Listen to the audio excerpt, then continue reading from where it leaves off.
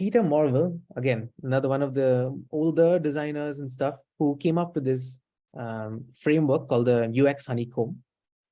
He talks about a few different things, components that you can add into any product, which can then become a good experience. And those things are, number one thing, good experiences or good UX means that the product that exists is providing some sort of value to the user. So you have like Google Maps. Somebody's lost. Google Maps value is like providing some sort of map to help them become unlost or find where they're what they're looking for. So it's useful. So as product managers, some things that you can ask is the product that you're building, is it useful? Is it helping somebody achieve a job or a goal? Is it coherent and cohesive in some way? And how do you know that? Like, so there needs to be like a completed loop to be able to say that, oh, you know what, we know that this job is being met, or this goal is being achieved. And this is how we know it, with some sort of metric or smart goals or qualitative stories, something that you can kind of talk about. And this is one of the key parts of being useful. The next one is about being usable. Many times people conflate or confuse usefulness to usableness, or how usable something is. The app should be easy to understand, easy to use, but usability on its own cannot be enough. So it is important to the experience. Like, for example, speed is one of those usability principles. If somebody were to be on Instagram, it's simple to scroll, simple to engage with this content and stuff like that. But imagine if it was super slow to load. So it might be useful, but it's just not usable. And so speed is one of those principles for usability, where they can make sure that something is useful, but also usable at the same time. Same thing, you can think so many different examples of usability. And this is one of the things that designers often lean to. They try to do usability tests and user research and stuff like that, just to find out whether something is actually going to be usable. But assuming that the PM has done the product market fit goal of this thing is actually useful if we release it out into the market. Findable. So this is when users are trying to find what they're looking for. Being able to, something being findable may not get you very high reviews on the App Store, but it's still very important to make sure something is something very difficult is a user is able to navigate through this product. Like, for example, Airbnb. It has got a very, very powerful search experience, which allows like users to filter location, homes, price, dates, similar to maybe booking.com and stuff like that. So you're able to find what you're looking for easily, and that makes the product findable.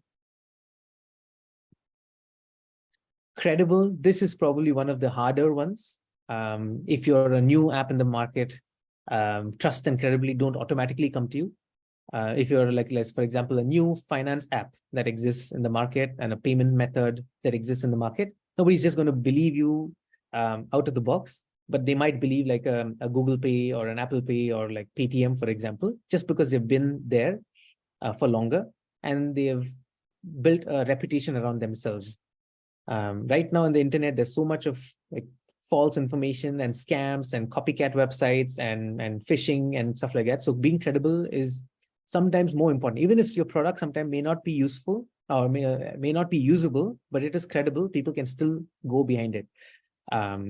So I think somebody did mention some of those, let's say, finance websites up top, things like Paytm you mentioned, maybe Beam UPI, that's also reached a point of credibility. My example was like Mint, which is like a finance app that's linked to your bank account. Now you need to have some level of trust to be able to link somebody's bank account to an app. What if they are going to take this information and sell it to somebody else and stuff?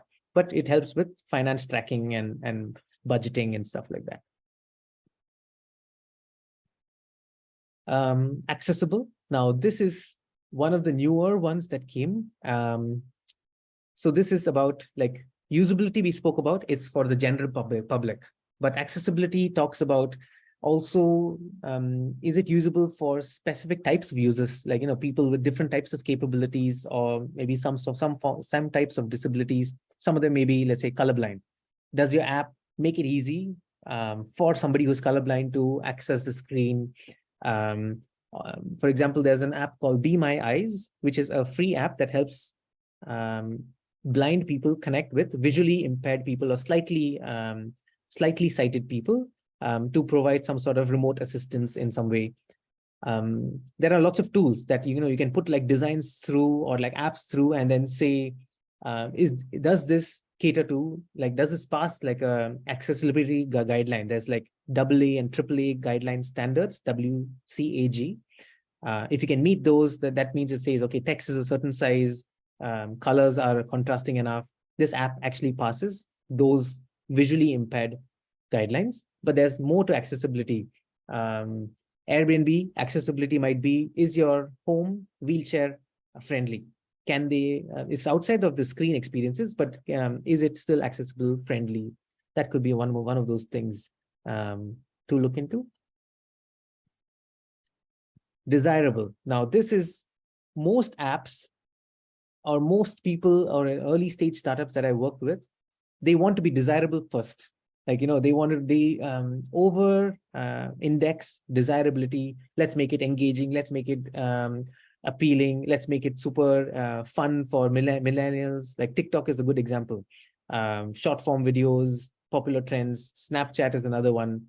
Stories, which got a lot of people coming back. And the Snapchat story feature then went viral. All other apps all other social apps use this entire story format.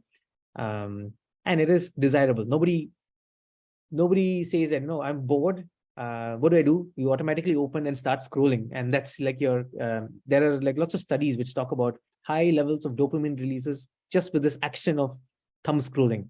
So then that's become a big problem with teenagers in most countries nowadays. But it is desirable. So I would, again, urge not to over-index desirability, but make sure it's part of this entire system that you're dealing with. The last one, the most important, I think, is like being valuable. Ultimately, being able to meet business goals, being able to provide some sort of value to the user. It is pleasant, it is useful, and nobody's going to use an app for a continued amount of time if this thing is not valuable. They might use it for one particular instance, multiple instances, and then finally drop off if this value is not repeatable. Now, an example of value that I can think of was Duolingo's language learning tool, but there might be many other like tools like your Swiggy's, your Creds, Urban Company, for example, for hiring help at home. What else? Maybe Descript. Has anybody used Descript? It's like a very simple, like this video recording, I can then put into the Descript. It gives you transcription of this entire recording. And then you can use the transcription to summarize meeting notes and all of that stuff. So yeah, so that's where we are at now.